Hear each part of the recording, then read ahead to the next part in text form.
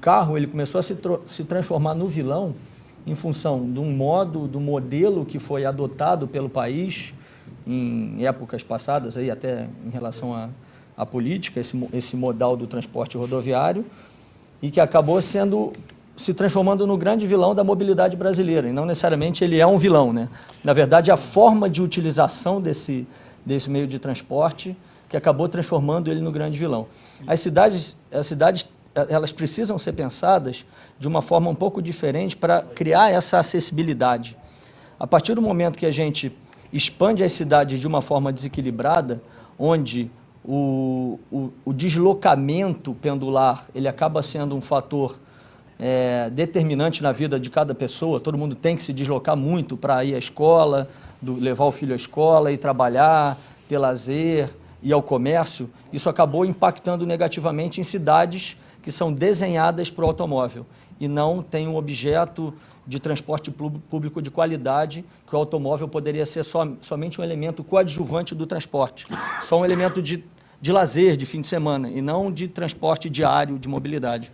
E some-se a isso também a questão do não investimento do poder público na infraestrutura, não é? Então, as infraestruturas ficaram defasadas deste desenvolvimento do automóvel. Teve um desenvolvimento desmedido do automóvel e as ruas continuam as mesmas de 20 anos atrás. A gente está falando de movimentos pendulares, a gente está falando de acessibilidade, de mobilidade.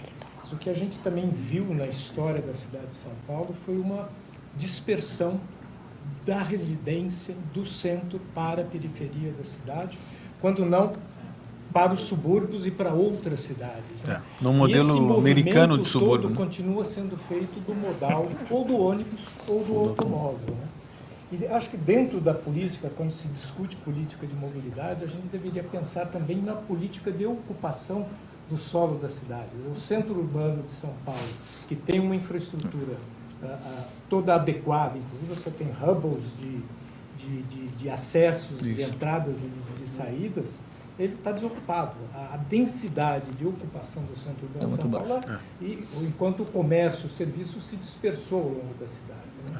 Acho que esse é um ponto também que a gente tem que trazer para o debate, porque ele faz parte aí das duas questões. Né? Parece que no novo plano diretor de São Paulo existe uma visão de que o problema de mobilidade ele é um problema, principalmente, como você falou, de excesso de deslocamentos mais do que um problema de infraestrutura viária. Quer dizer, não tem infraestrutura que consiga suportar o número de viagens que acontece dentro da cidade de São Paulo.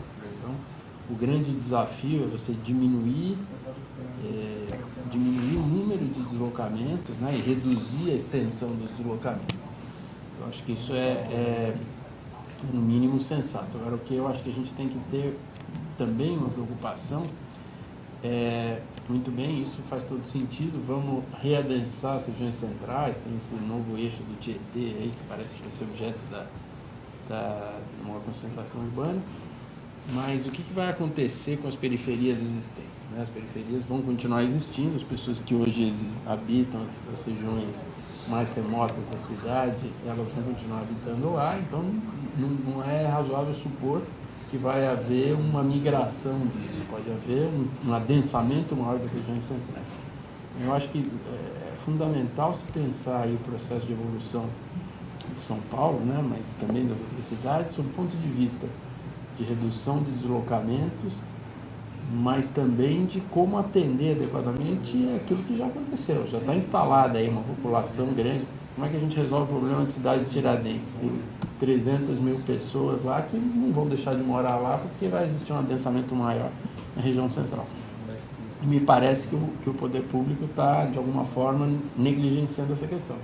Está se pensando em o que vai acontecer daqui para frente, em termos de adensamento, mas não está se pensando como resolver o que está instaurado aí em termos de problema. Né?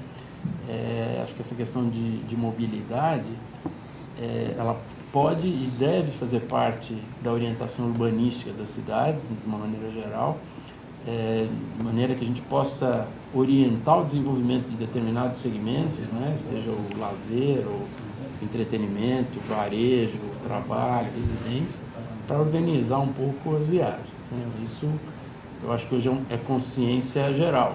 E quando a gente olha São Paulo, tem cabeças, pessoas pensando isso com competência, com capacidade técnica, é uma coisa. Agora, quando a gente olha o que está acontecendo no Brasil inteiro, em cidades menores, e você vai conversar às vezes com o prefeito ou o secretário, você vê que a grande dificuldade é que não existe nem capacitação para se discutir isso, né? As cidades, de uma maneira geral, no Brasil estão crescendo de uma forma completamente aleatória e muito poucas delas você vê uma preocupação né, dedicada a isso, né? Como que a cidade vai crescer. E com a constituição dos planos diretores, a partir de 2001, que foram feitos muito rapidamente, muito a toque de caixa, esses projetos de plano diretores foram feitos de forma muito setorial, muito numa influência do nosso projeto de Brasília, que é um projeto moderno, uma arquitetura e um urbanismo que foi pensada, formatada para o automóvel, que a gente já entendeu que não é o modelo ideal de convivência e de cidade tradicional.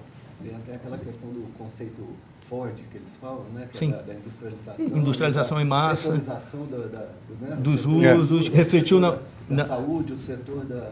Isso, refletiu nessa urbanização modernista, que foi implantada. Brasília é um ícone mundial desse modelo. Isso se refletiu também nesses planos diretores dos municípios. Você pega plano diretor hoje em cidades médias de 600, 700 mil habitantes, que tem lá o setor industrial, o setor hospitalar, área só para residência, que você às vezes não pode... Tem aqui próximo de São Paulo, no interior de São Paulo, uma região que cresce muito, muito rica. Tem cidades que você tem setores da cidade que você só pode colocar residência. Você não pode ter uma padaria num bairro. Então, assim, é um problema também de setorização de planos diretores dessas cidades. Não sei se é o momento do pedágio urbano. Ele é uma solução que tem sido adotada em diversas cidades do mundo. Eu até pensaria um pouco, traria até para a gente debater um pouco, é a questão do próprio rodízio. Ao invés de você estender para mais um dia, por que não estender o dia inteiro? Quer dizer, você tira o carro aí o dia inteiro da rua, Mas carro acho que por a gente família, está né? vivendo, na verdade, uma questão de que as abordagens são monotemáticas. Eu vou resolver o problema do corredor do ônibus, eu vou resolver o problema do pedágio urbano, eu vou diminuir a mobilidade, eu vou aumentar o número de horários de entrada e saída dos funcionários, que são medidas meio paliativas, corretivas de uma situação de crise, de uma situação caótica que a gente vive hoje nas cidades. E não mais, São Paulo já não é mais líder absoluto do campeonato de engarrafamento, né? Nós estamos vivendo esse problema em Salvador, estamos problema em Curitiba, estamos vivendo em Porto Alegre, em Goiânia, que o Aníbal conhece muito bem. Então, e em Goiânia é uma cidade planejada, uma cidade desenhada, você está tendo esse tipo de problema. Porque existe esse paradoxo entre um desenho urbano que é mais ligado ao começo do século, que é europeu, para um desenvolvimento urbano que é atrelado ao automóvel a partir da década de 50, que é um modelo americano. São Paulo é uma câmara de eco para o resto do Brasil. Como Nova York é para o mundo, São Paulo é para o Brasil. E esse modelo e essa solução que eventualmente é dada aqui de forma paliativa, acaba sendo interpretada pelos outros municípios como sendo coisas boas. E aí continuam fazendo as questões... Repetindo o modelo. Repete o modelo, né? Repete o modelo de uma parte... Analisar a parte e não o todo.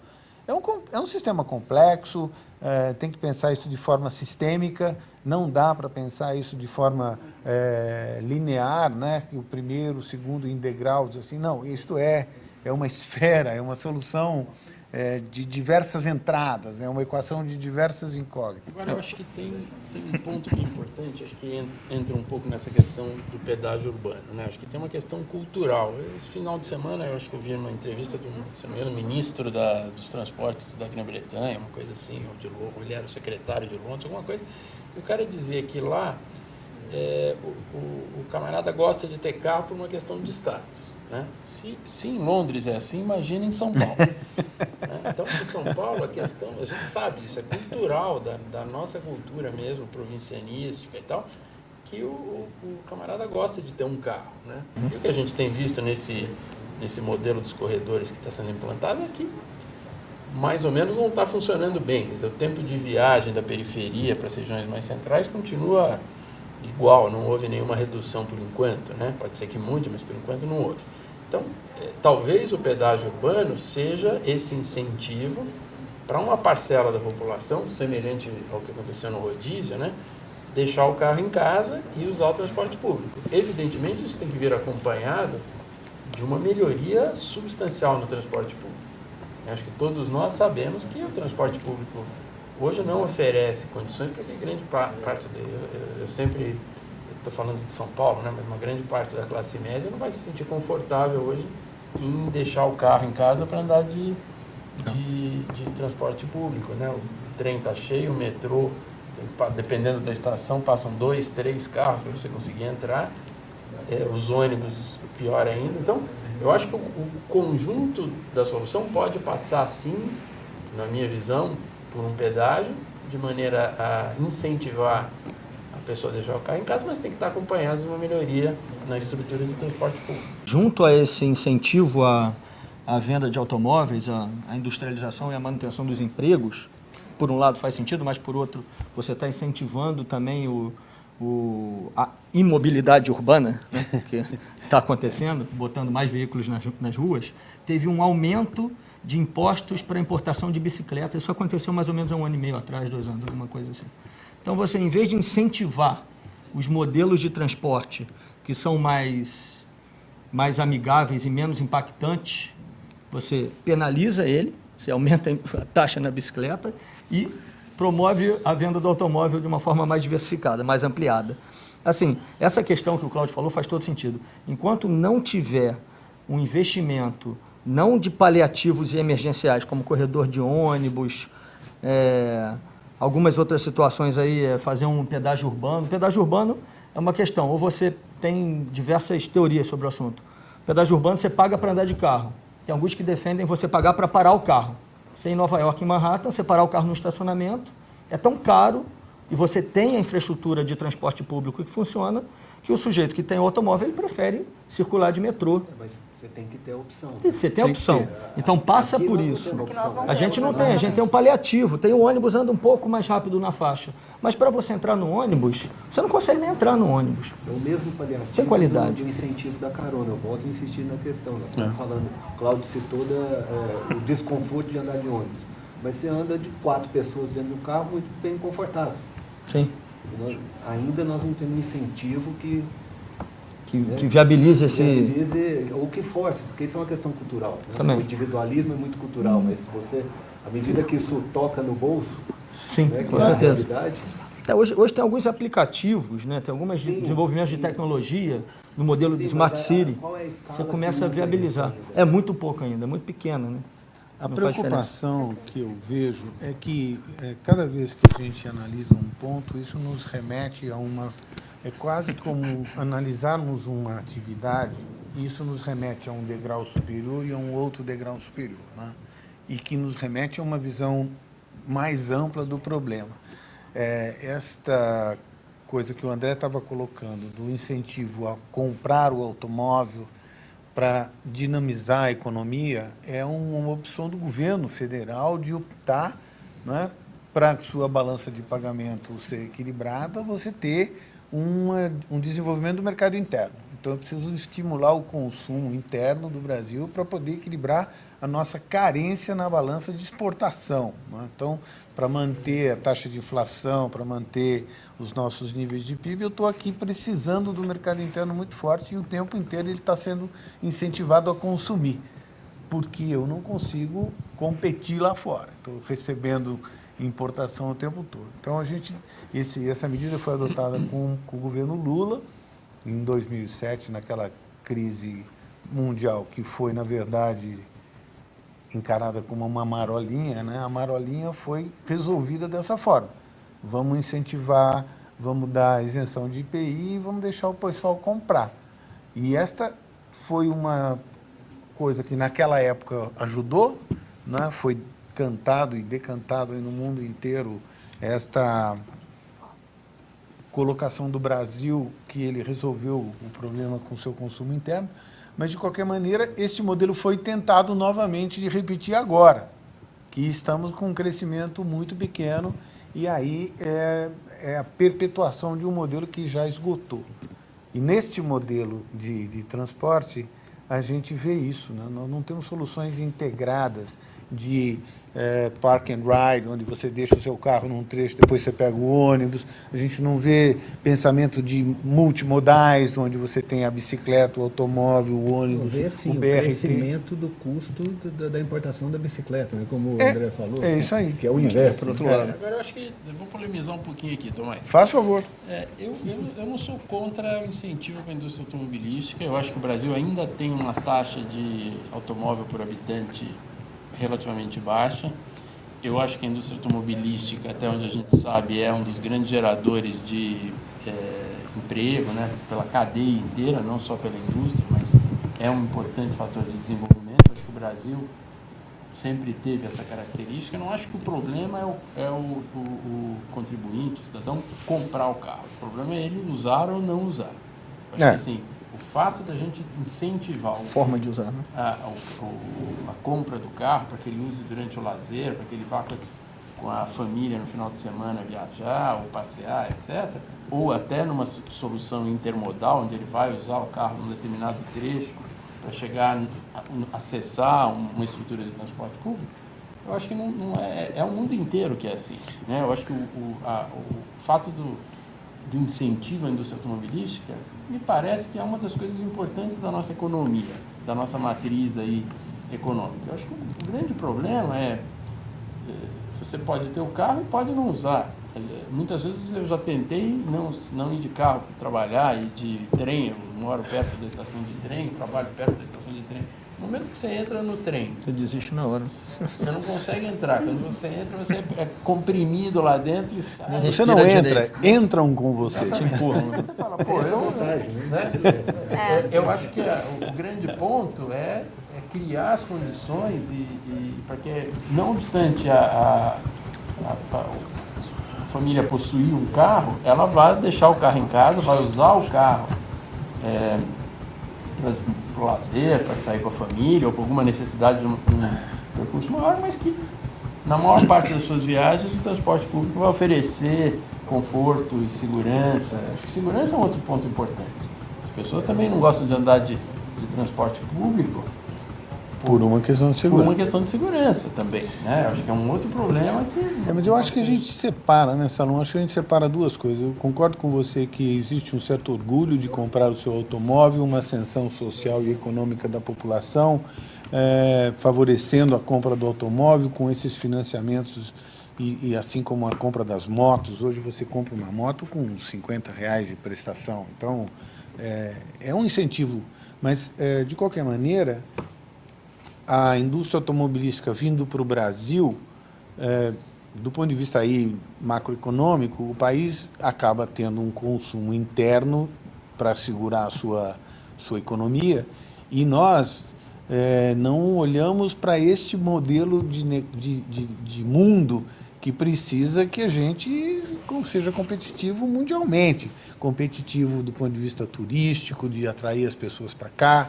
Nós já vamos começar a ver esses problemas agora na Copa do Mundo. Então, eu estou de novo, né, subindo um pouco mais no helicóptero, aí, tentando enxergar a visão um pouco mais ampla do ponto de vista de país, né? A cidade reflete, e este caos que a gente vive aqui em São Paulo, que está se espalhando para outras capitais, ela reflete, na verdade, um modelo de desenvolvimento econômico. É aí que eu queria colocar a questão. Para o Porto de Congonhas, os motoristas de táxi estão reclamando que eles o governo não está mais deixando licenciar novos táxis, né? Então tem um desencontro aí. E de encontro. As medidas estão todas desencontradas. As medidas estão E de encontro à questão de que você tem que pegar um táxi no aeroporto, isso já é um absurdo. Já é absurdo. Você deveria pegar um metrô, um trem no aeroporto, né? Eu acho que, só complementando aí um pouco a questão dos incentivos à indústria automobilística, eu acho que a gente saiu de um modelo de desenvolvimento econômico baseado numa indústria que vinha desde a estrutura de bens de capital até a indústria de consumo, e a gente perdeu parte desse parque industrial à medida em que se focou apenas na exportação de commodities, né? É isso aí. Minério de ferro Exatamente. e etc. né? País Então isso commodity. faz com que você tenha também poucos instrumentos de incentivos econômicos para serem adotados no momento que precisa. Mas ao lado disso, a gente não pode esquecer que o país crescendo, de qualquer maneira, a demanda por carros, a aquisição de novos veículos vai acontecer de qualquer maneira. Acontecer.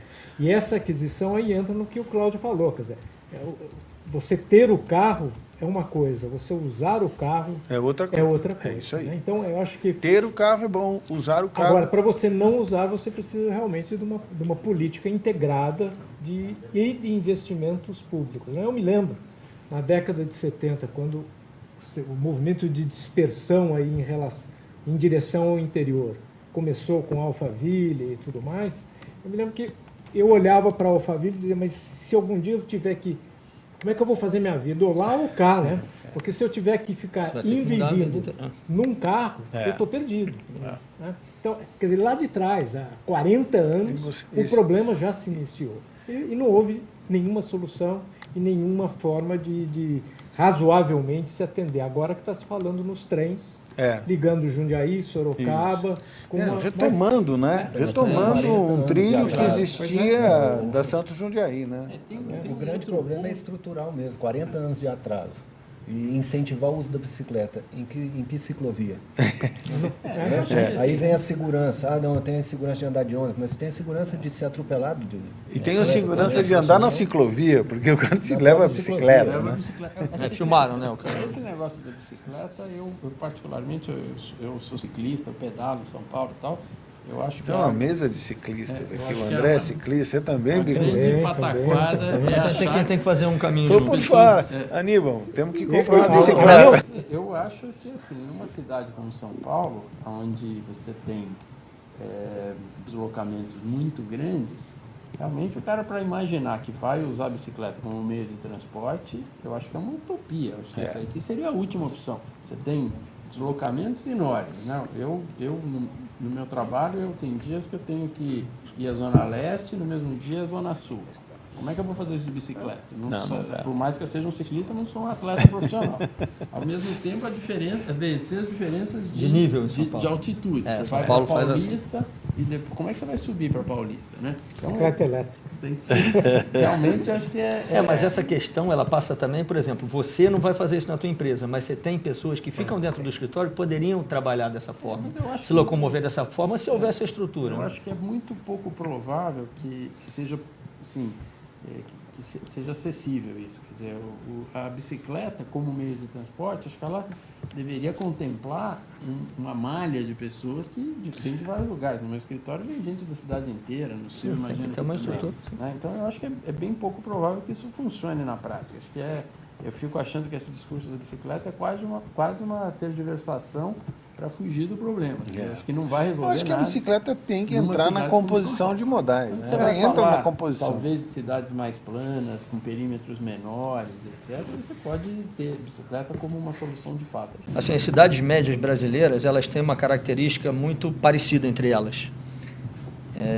Cidade de 500, 700 mil habitantes.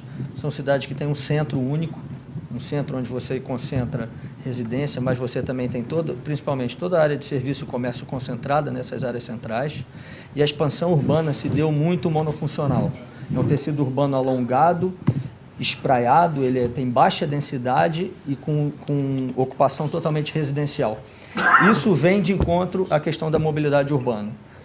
Os centros dessas cidades são uma malha urbana antiga, normalmente antiga, obsoleta, caixas viárias muito estreitas, calçadas tímidas, e o sujeito vai morar nessa borda dessa cidade, nessa área mais alongada da cidade, ele tem que se deslocar 2, 3, 5 quilômetros para o centro da cidade para poder trabalhar, para poder levar o filho na escola, ir ao comércio, e você acaba criando o problema da mobilidade. A infraestrutura não é adequada para o automóvel, a cidade cresceu, se espalhou de uma forma muito horizontal, e não existe o sistema de transporte público que atenda esse deslocamento com qualidade.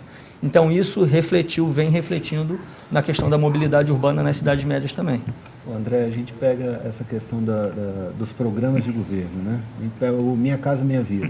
Sim. Ele não deveria ter vindo já pensado junto com o Pacto da Mobilidade? Sim, Porque uma coisa é diretamente ligada com a Totalmente. outra. Nós criamos Totalmente. vários bolsões Bairros de fora do de centro, residência, fora fora- das áreas E centrais. agora a gente vem com outras soluções do Pacto de Mobilidade para tentar resolver esses Resolver. problemas que foram criados agora. Foram ampliados, né? Foram ampliados. Exato, foram ampliados agora. Né? Então, Essas prefeituras receberam esses programas incentivos precisavam ter sido simultâneos. simultâneos. As cidades receberam incentivos para fazer Minha Casa Minha Vida, de 0 a 3, de 3 a 6 e assim por diante. Esses terrenos, para viabilizar esses programas, esses terrenos tinham que ser de valor muito baixo. Consequentemente, estavam distantes. E isso fez com que eu levasse novos bairros grandes, de 5.000 habitações, 4.000, longe, e agora essa pessoa tem que vir até aqui. E aí eu tenho que, de novo, fazer um pacto da mobilidade. Quer dizer, não é pensado de forma integrada e sistêmica. Tem um problema que é uma questão difícil de resolver, mas ela tem solução, que a partir do momento que você tem um território muito valorizado, se a gente pegar aqui a Zona Sul, Zona Paulista, Central, Zona Sul de São Paulo, é um terreno muito valorizado. E a implantação de residências mais econômicas, elas se viabilizam só em terrenos mais baratos. Então, acaba tendo essa segmentação das classes sociais nas cidades, no Brasil. Isso tem acontecido muito. Onde você viabiliza o residencial econômico é onde o terreno é mais barato. O terreno é mais barato na periferia das cidades. O pensamento que deveria ser feito para evitar que esse cara tenha esse movimento pedular para o centro é você viabilizar junto com esse novo equipamento residencial, em muitos casos adensados, em função do Minha Casa Minha Vida, trazer também serviço e comércio para esses novos locais que estão sendo desenvolvidos. Para você descentralizar as cidades. O planejado não é elite. Ele é discutido. necessidade para todas Ele é as camadas integrado para sociais. todas as camadas sociais. Agora, uma revisita à cidade, porque a cidade foi se deslocando e foi deixando para trás uma série de espaços adensados, que têm construções que estão sendo invadidas e não tem um plano de ocupação integrado. Então, as operações urbanas e as PPPs que estão aí poderiam ter este foco de resolver o programa, vamos dizer, integrador dessa revitalização urbana em áreas que estão aí degradadas e que podem ser utilizadas para isso e não necessariamente levar o cara para uma periferia Sim. distante. A busca de uma centralidade equilibrada é, na verdade, uma tentativa de uma redução de mobilidade. Tá? Diminuir a mobilidade urbana e diminuir este efeito pendular de que o trabalho e a residência estão muito longe um dos outros. Com isso, a gente consegue aproximar o trabalho da residência e, consequentemente, os outros ingredientes da vida cotidiana.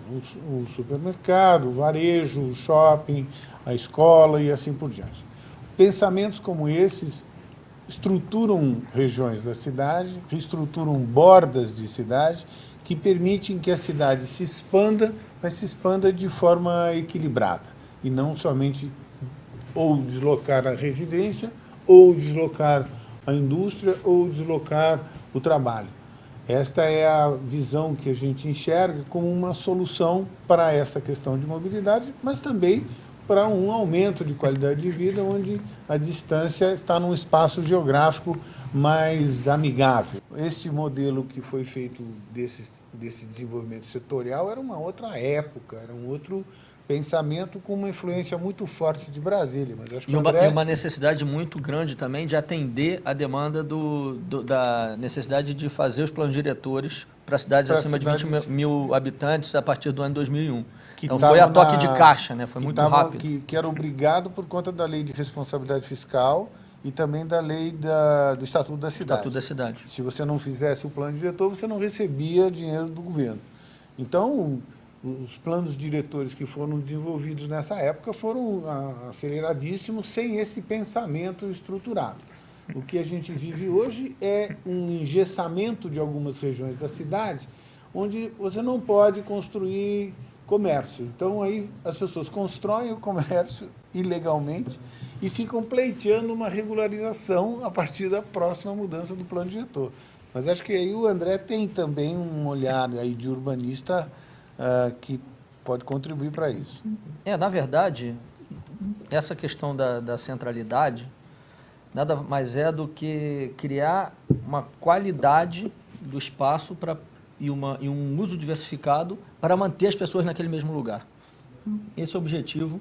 Isso vem de uma análise urbanística, uma questão também dessa questão dos planos diretores, revisões. Muitas cidades estão passando por revisões de seus planos diretores, muitas estão se adequando a essa realidade e viabilizando essa centralidade multiuso. E o entendimento também, que vem um pouco de encontro ao core business da Urban System, que quais são as demandas de diversos usos e produtos que você consegue colocar num determinado lugar, num determinado espaço da cidade. Isso vem também depois com um trabalho de projeto para desenhar isso da melhor forma possível, que esses usos eles fiquem de forma viável, incentivando o caminhar. Você cria centralidades caminháveis, equipamentos de comércio e serviços distantes, no máximo a 500 metros, para promover o percurso a pé de 5 minutos das pessoas, e trazer também a qualidade de vida nesses lugares. Trazer áreas de convívio, áreas de lazer, áreas de permanência, áreas de passeio de qualidade, o comércio da rua, o comércio, eventualmente, do shopping, mas um shopping que tem uma relação um pouco melhor com a rua, para trazer qualidade para esse novo ambiente que está se criando. Isso ajuda, esses elementos ajudam a viabilizar a construção de novas centralidades. Então, André, essas revisões dos planos diretores, à medida que ela tem que ter ainda um olhar mais micro da cidade, né? A gente vendo uma questão de um pensamento macro, de planos diretores macros, mesmo porque não existia anteriormente os mesmos problemas de mobilidade que nós temos hoje. Sim. Né? E isso vai se intensificando à medida que a gente vai olhando micro, porque isso foi pensado num tempo atrás, mas numa outra situação, numa situação muito mais setorial do que... Sim, do que no detalhe. Do que no detalhe, né? Então, se planejava a cidade criando setores, como Brasília tem muito essa característica. Você né? tem agora e agora a gente tem que levar isso para um micro, que é uma análise mais no detalhe, né? Uma análise no detalhe de cada setor da E cidade. você veja, tanto isso é verdade, de um lado, do ponto de vista residencial, como também do ponto de vista industrial. A gente está envolvido com o polo de Camaçari, que quer e precisa ter, no plano diretor do polo, que é soberano ao plano diretor da cidade, uma atividade que não é industrial. Precisa ter hotel, precisa ter centro de eventos, precisa ter... E não consegue, porque o plano diretor do polo não permite, só pode ter indústria lá. Né? A revisão tem que ser cada vez mais, exatamente. Cada vez vai no detalhe. Ele é micro e depois ela se expande de novo para a cidade. E aí eu acho que ela tem que olhar para a cidade enquanto o seu próprio centro também. Porque uma coisa é a gente falar em criar bairros planejados ou novas centralidades, olhando áreas vazios urbanos, onde você tem uma facilidade muito maior. A outra, que eu acho que é muito mais complexa, é você trazer essa centralidade para regiões já ocupadas. Né? Muito bem observado. A gente olhando aqui os jardins, onde você tem zonas estritamente residenciais, você acabou criando corredores comerciais, onde você está aí com uma competição em relação à mobilidade catastrófica, né? Porque você tem que reduzir a velocidade, você tem que entrar, você tem que sair, você tem uma série de questões aí que são bastante complexas quando você tem que olhar a questão da centralidade e do uso misto nos bairros já consolidados, principalmente como residenciais. Você tem pessoas residindo, você tem comércios funcionando, você tem uma estrutura, você tem uma vida ali que está acontecendo. E quando você pensa em revitalização, o que você acaba construindo é um master plan de ocupação, de uso misto, perfeito, equilibrado, extremamente eficiente, mas que deixa de olhar quem mora ou quem trabalha na região. E essas pessoas, pelas inseguranças que são geradas de um novo modelo, acabam elas dificultando o próprio processo de implantação. Né? E nós temos que lembrar da revitalização que ela tem que acontecer fora do horário comercial. E dentro do horário comercial, então todo mundo da cidade está trabalhando ali. Como é que o centro funciona fora desse horário? Eu acho que o Bicudo deve ter essa informação melhor do que a gente, mas o que acontece também é que o tempo necessário para um processo desse ser implantado é um tempo que ultrapassa o tempo de um mandato. Né? Sim. Então, o que acaba Perfeito. acontecendo é que muitas vezes um projeto, como aconteceu em São Paulo, me parece que tinha um bom projeto da gestão anterior para a revitalização da área da Cracolândia, né? Um projeto que foi discutido com especialistas aí do mundo inteiro, e terminou o mandato, ele foi descontinuado, então todo aquele investimento que foi feito, o trabalho que foi feito, acaba sendo desperdiçado, não só porque era, não sei se era bom, se não era bom, mas o fato é que a temporalidade desse processo me parece ser muito superior ao tempo de um mandato, né? Até que um prefeito consiga aprovar, tramitar esses processos na Câmara, etc., acaba o mandato e todo o trabalho que foi feito acaba sendo desperdiçado. Então, eu acho que uma das questões importantes no Brasil é essa, né? A questão política, onde a sucessão de diferentes partidos aí, e acho que em São Paulo isso aconteceu claramente, acaba inviabilizando. Quer dizer, independente se o projeto é bom ou não é bom, era um projeto. Agora nós estamos começando esse plano diretor com um projeto completamente diferente, sem aproveitar nada da experiência que foi feita, nada do trabalho que foi feito. Sim. Se essa gestão conseguir emplacar isso em 4 anos, que me parece pouco provável, nós vamos ter um novo plano de incentivo de adensamento no centro de São Paulo, mas que vai ter que passar por toda uma tramitação. Então, eu acho que uma das questões importantes aí, que talvez responda essa pergunta, é isso. Quer dizer, como fazer isso respeitando a questão política no Brasil, né? E o tempo agora vai precisar de mais outro projeto, né? Porque já existe uma outra Cracolândia, né? Que vai ter que ser desocupada também. Então já começa a ter problema social, político, tem né, um econômico. aspecto aí que também eu acho que nós começamos a caminhar e trilhar com as privatizações aí dos aeroportos, as concessões das rodovias, e que agora começa a entrar em operações urbanas e de desenvolvimento de PPPs, parceria público-privada, para este tipo de revitalização. O problema que a gente atravessa é que, se a iniciativa privada tem uma situação econômica viável para ela fazer essa revitalização, ela vai fazer. Um dos fatores de fracasso da operação do centro foi isso. Existia uma contrapartida do governo numa intensidade tão grande que o dinheiro da iniciativa privada não conseguia viabilizar, não é? Porque eu teria que fazer uma quantidade tão grande de habitação de interesse social, mais hospital, mais creche, mais não sei o quê, sobrava um espaço imobiliário muito pouco, para que eu pudesse vender escritórios, hotéis e residências de melhor padrão, que a conta fechasse para a iniciativa privada. Então, ninguém se interessou. É mais ou menos como uma privatização de uma estrada que dá vazio, porque o preço do pedágio não vai pagar essa conta e eu não vou conseguir fazer tudo que a estrada precisa, né? Agora, eu acho que foi dado um sinal positivo aí com essa privatização de Confins e do Galeão, onde o governo cedeu, não é? Até a privatização da estrada, que também já tem, acho que eu não sei que está, é 386, alguma coisa lá de Cuiabá, que também o governo cedeu na equação que viabiliza para a iniciativa privada entrar no negócio e fazer uma PPP.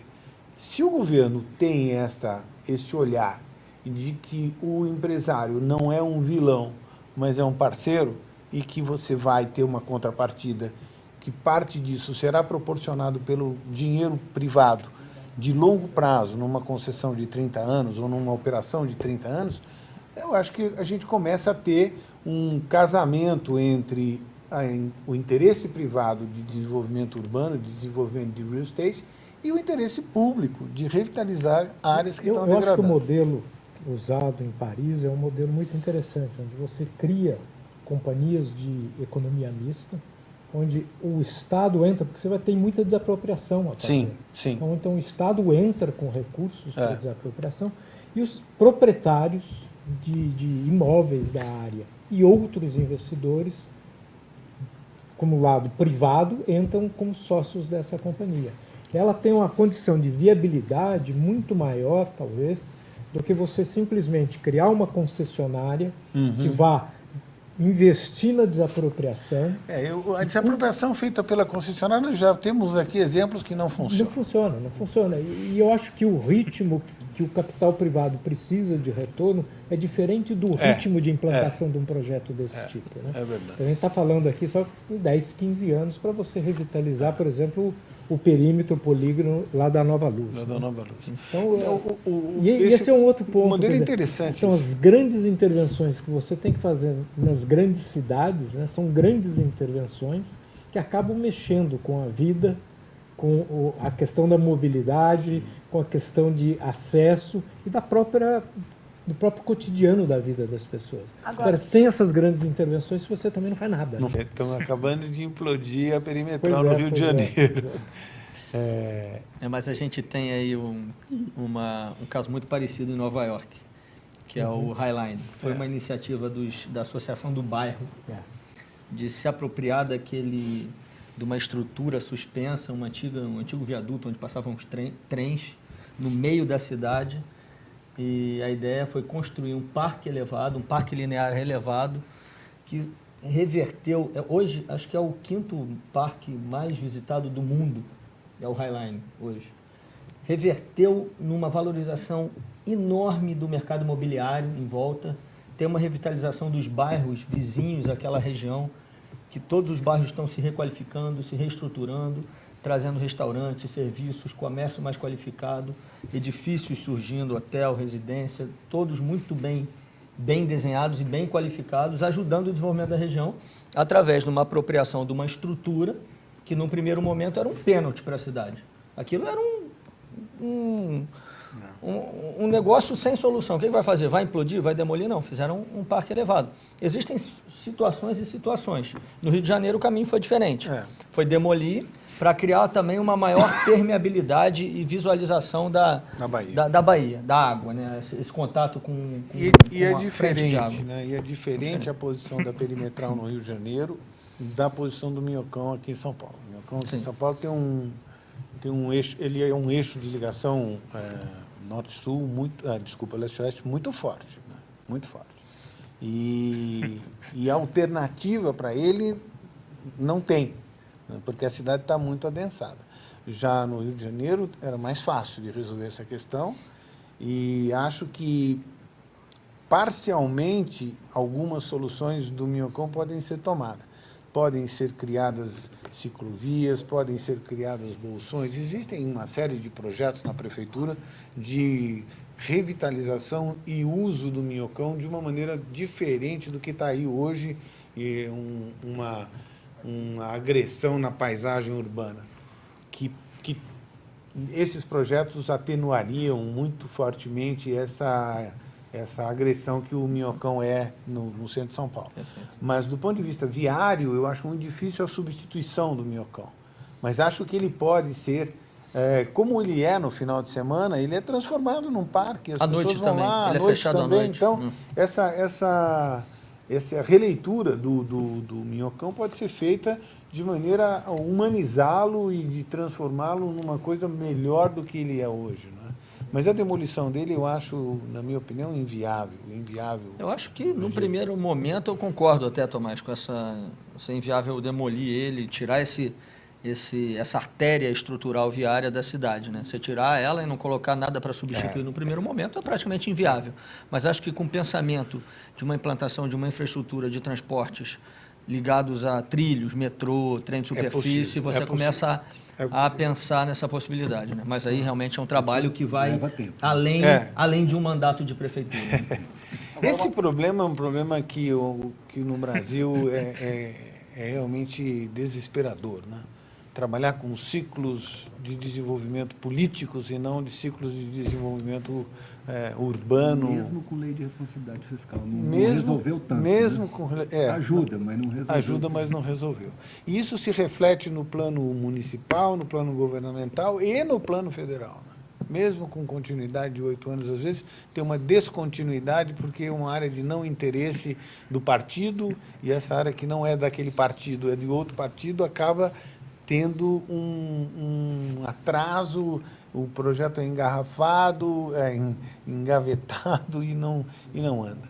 É um problema cultural nosso e crucial para esse desenvolvimento do país. Acho que é um dos nossos grandes gargalos. Eu entendo que o condomínio fechado não é uma boa solução em termos, quando você pensa cidade, quando você pensa um bairro, né? Ele pode ser uma solução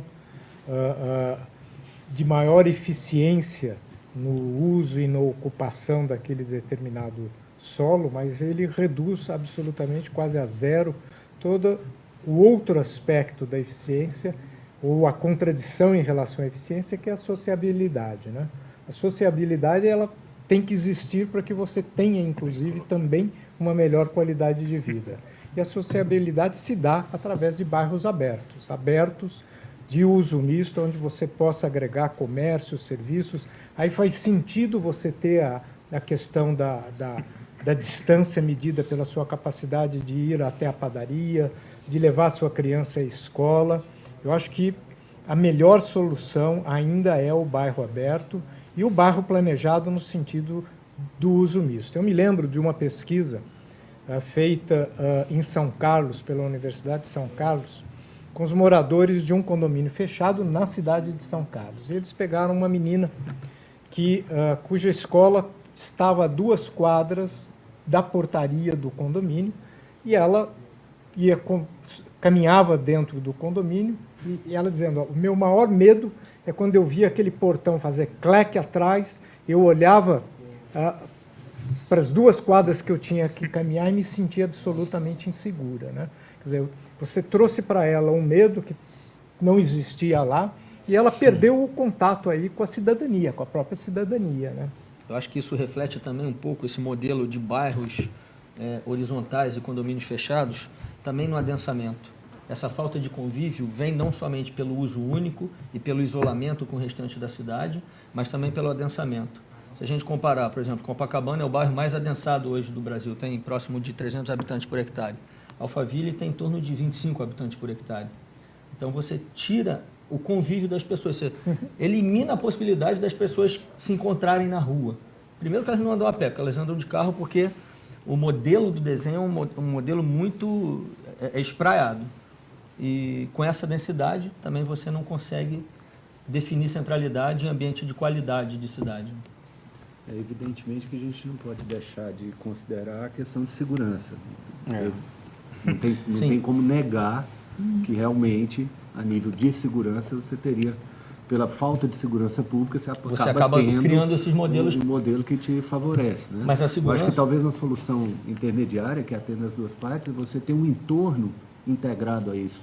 Sim. Né, que normalmente não acontece pelo distanciamento desses bairros fechados. Que são fora da cidade, normalmente áreas... são muito distantes. Né? Mas você tem bairros fechados... Dentro da própria cidade. Veja Ribeirão Preto, por exemplo. Aqui dentro de São Paulo mesmo. Você tem micro bairros fechados. Você pega ruas que são vielas, cul-de-sacs, que são fechadas, e aquela comunidade ali, por questão de segurança, não sei, fecha eu não conheço a legislação de São Paulo em detalhe, mas aquilo é fechado com autorização da prefeitura ou não. Sim, para criar um controle. Para criar um controle de acesso e restringe o acesso à população. De novo ali, a gente volta... Ali a gente fica com o acesso o exclusivo dos moradores. Né? Mas eu diria, de novo a gente volta que o papel do Estado não está sendo exercido. Exatamente. Que ajudaria a não ter esses problemas de baixo. Parece que a gente trata como vilão, né? Eu trabalho na área de shopping center e a gente sempre ouve que o shopping center é um dos vilões, porque ele atrapalha o comércio de rua, porque o comércio de rua sofre no shopping center. A gente ouviu falar aqui mesmo hoje do carro, que é um vilão, porque a pessoa tem carro e não anda de transporte público, do condomínio fechado, que atrapalha a vida da cidade. Mas eu acho que esses 3 temas são bastante recorrentes, e acho que a gente anda um pouco em círculo, porque na verdade não vai deixar de existir o carro, não vai deixar de existir o shopping center, e não vai deixar de existir o condomínio fechado, enquanto o mercado assim preferir. Enquanto o consumidor preferir andar de carro do que andar de transporte público, porque no transporte público ele não tem conforto, ele não tem segurança. A mesma coisa acontece No condomínio fechado, é evidente que todos têm consciência que o bairro aberto é muito mais simpático, agradável, mas sob o ponto de vista do mercado imobiliário, se você lançar um empreendimento aberto ou um empreendimento fechado, o empreendimento fechado vai valer mais do que o empreendimento aberto. Né? Quando a Companhia City projetou, tenho o prazer de morar num bairro projetado pela Companhia City, onde você tinha a obrigatoriedade de ter muros baixos, né? Tinha aquelas exigências de recuo, de permeabilidade do solo, incrivelmente moderno, tudo isso. A única coisa que a municipalidade flexibilizou nos projetos da Companhia City foi os muros. Mas aí... Para seu desgosto, Bico. Aí viraram paredões. Mas é lógico, né? Mas No fundo, eu acho que assim, a gente não pode entender, assim, o mercado é que vai definir isso. Enquanto as cidades, onde eu trabalho, eu tenho a oportunidade de andar bastante, meus clientes ficam próximos e tal, a gente anda bastante ali na região do Itaim, já fui assaltado 2 vezes ali. Né? Quer dizer, eu ando por teimosia mesmo, mas no final das contas, às vezes é mais barato você pegar o táxi, né? Então, o que eu penso não tem como a gente querer mudar por decreto. Vamos fazer condomínios abertos, vamos fazer bairros abertos.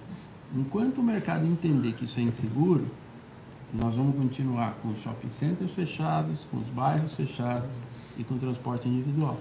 Mas eu acho aí, viu, Salom, aí sou eu que vou discordar um pouquinho de você, que é assim.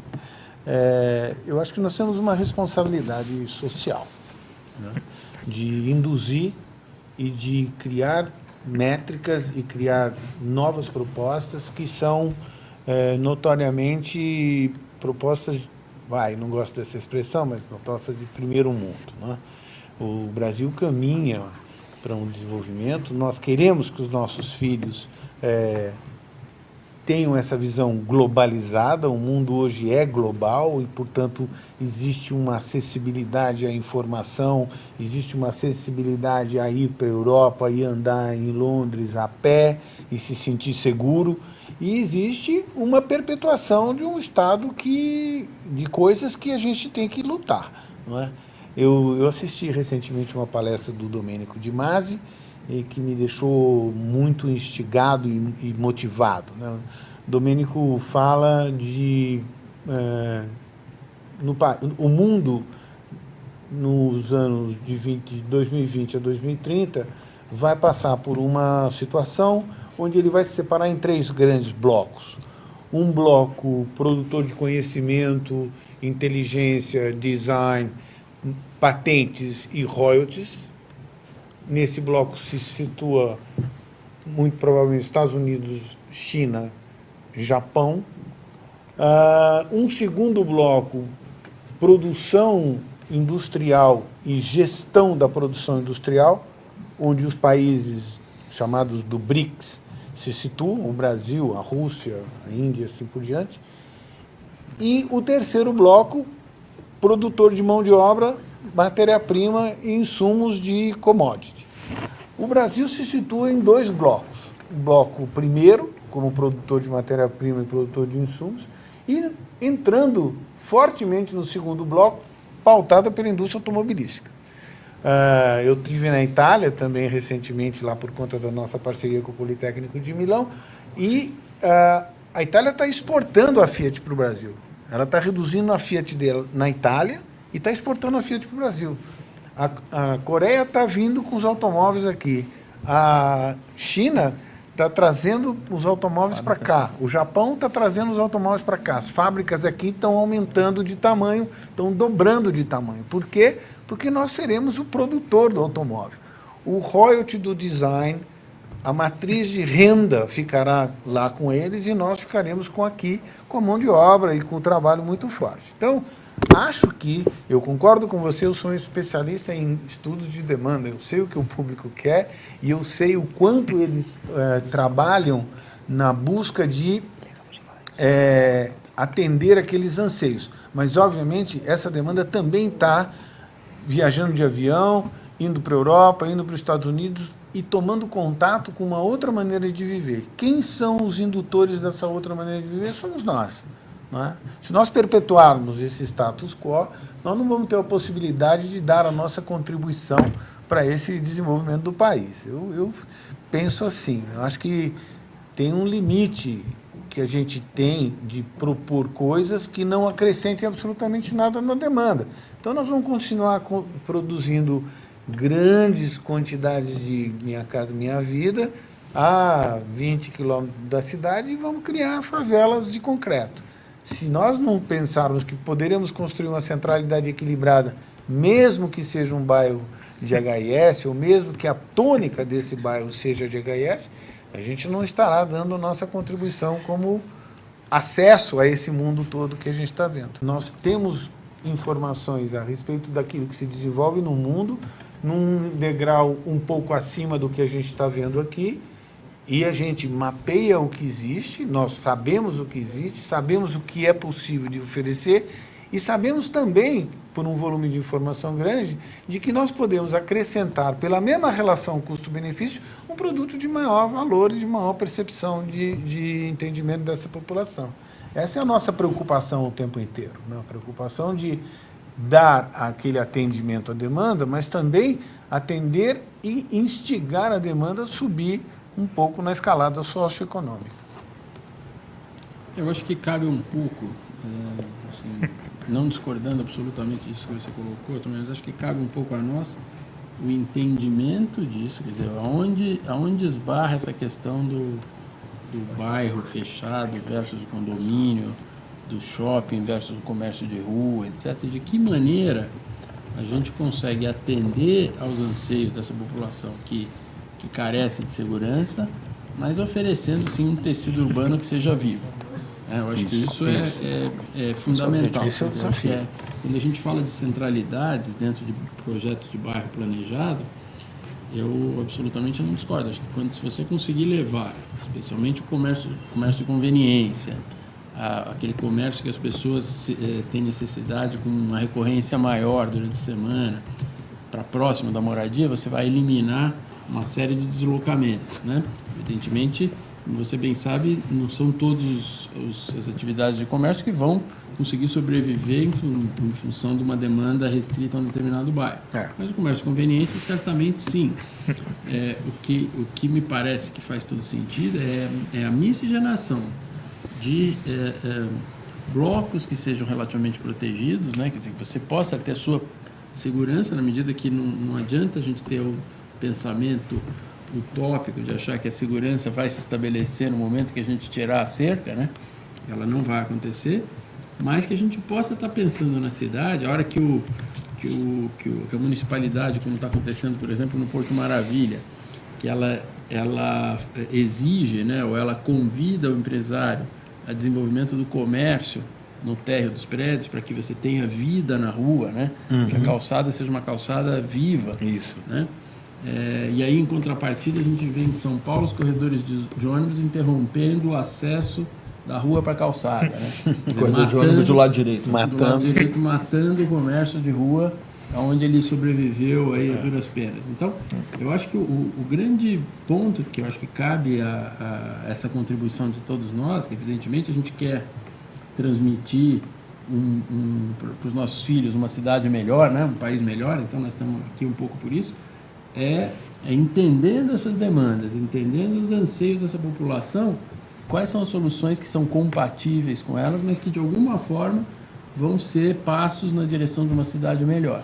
A nossa visão, quer dizer, é que o varejo, a verdura ela morre, né? Ela seca se ela não for consumida, né?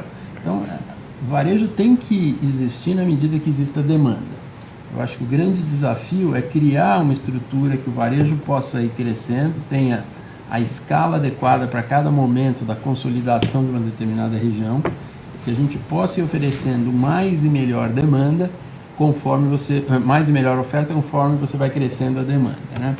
Uma das coisas que também acontece é que quanto melhor a qualidade da oferta, mais as pessoas daquela região vão consumir próximo de casa. Então, acho que um outro desafio importante não é só a quantidade, mas a qualidade. Eu acho que não existe fórmula certa, mas é a busca desse equilíbrio. Não adianta super ofertar, e muitas vezes, quando nós somos convidados a trabalhar em projetos dessas comunidades planejadas, né, a gente tem feito alguns projetos desses, é sempre esse desafio, porque o incorporador, né, a empresa, ela quer de fato que o comércio aconteça, porque o comércio vai ser a âncora para trazer as pessoas para viverem ali. Mas não vai acontecer um comércio de boa qualidade se não existir o consumidor. Então é um trabalho que tem que ser construído para e passo, ao mesmo tempo que a demanda vai crescendo, aquele plano de varejo, né, aquele planejamento do varejo daquela determinada região tem que ser pensado para que quando existir demanda, exista uma oferta adequada, né? E aí a gente tenta construir essa curva de crescimento da oferta para e passo com o crescimento da demanda. Bom, acho que o elemento determinante num desenho de uma comunidade planejada e sustentável é exatamente o que a gente está discutindo aqui nessa mesa. É minimizar o impacto da mobilidade urbana na cidade. Eu acho que esse é um dos principais fatores quando você traz a qualidade de vida através de um modelo que a pessoa fique naquele mesmo lugar, você está minimizando o impacto que ele vai usar o automóvel, poluir o meio ambiente, vai usar o próprio transporte público, que também tem o seu fator de poluição, mesmo o elétrico, né? Você precisa gerar aquela energia elétrica de alguma forma para andar no metrô. Então, você minimiza esse impacto. E outros aspectos também são possíveis aí para melhorar essa eficiência da sustentabilidade desse desenho urbano. Alguns deles são o melhor desenho de acesso a esse comércio, esse varejo, minimizando essa possibilidade do impacto, uma melhor orientação dos edifícios, do plano urbano em relação à insolação, em relação à ventilação, melhor qualidade dos espaços públicos, trazer maior permeabilidade, não em detrimento ao menor adensamento. Você pode ter muito adensamento e manter aquele bairro permeável, usar pavimentos menos impermeabilizantes. Tem várias situações. Promover e incentivar o uso da bicicleta para evitar que o cara ele precisa fazer um percurso de 2 km. Se ele tem uma estrutura muito boa para ele percorrer esse caminho de bicicleta, ele vai de bicicleta em vez de usar o carro num dia que não tem muito sol ou não está chovendo. Então você tem diversos recursos de desenho urbano que podem ajudar muito nessa busca da cidade mais sustentável, né? Só fazer uma complementaçãozinha ao que o Cláudio estava falando, muito na linha do que ele está falando, né? Eu acho que quando a gente fala em condomínio fechado ou ele em si, você tem uma eficiência no retorno do que foi investido muito rápida. Ele retorna para você rapidamente. Quando você começa a pensar no desenvolvimento de bairros de uso misto, no tempo, eles têm um investimento maior e o retorno deles se dá mais alongado. Mais a longo prazo. Quer dizer, você precisa realmente ter, o desenvolvedor urbano tem que ter o pensar na forma paciente. Quer dizer, o retorno desse capital é paciente, porque ele vai ter que incentivar a formação desse bairro ao longo do tempo, né?